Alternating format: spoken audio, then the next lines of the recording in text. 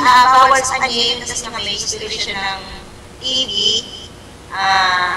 yung amoy ng kalawang. Diba napakabaho?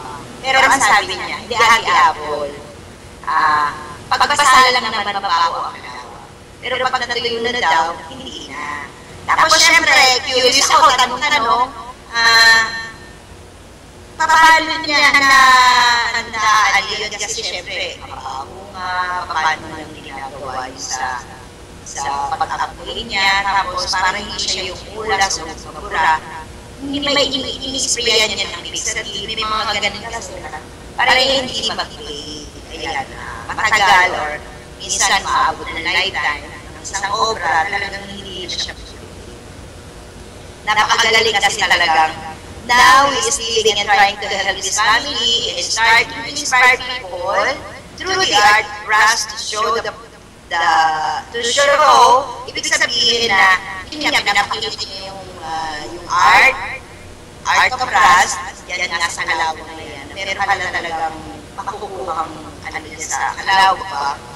At gusto niyang iparating na hindi dahilan ng kahirapan para tumigil sa kung ano man ang pangarap na gusto mo. Dahil ni Lori Bert, pangarap niya talaga maging artist. Pero ayan, actually nakikita ko mga obra niya, makikita niya sa Facebook, yung mga gawa niya na talagang gawa sa video na kalawang. Ayun. So, sabi nga, talaga naman po, hindi naman talaga dahilan ng kahirapan para ikay tumigil o huminto sa pangarap.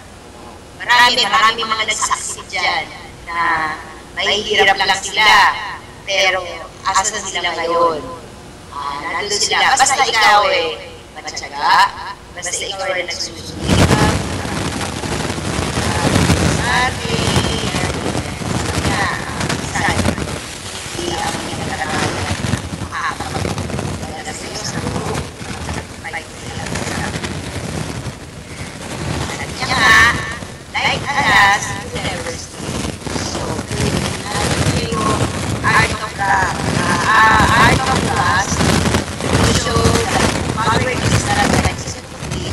Like Alas, kaya po si Oliver,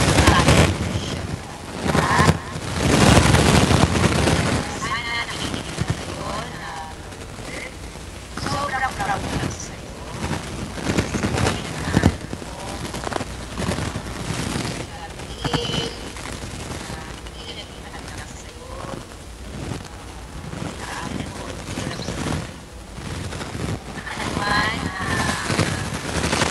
Ate Apps.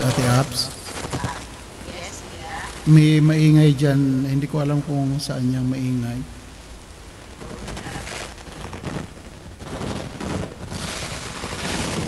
Ano yan?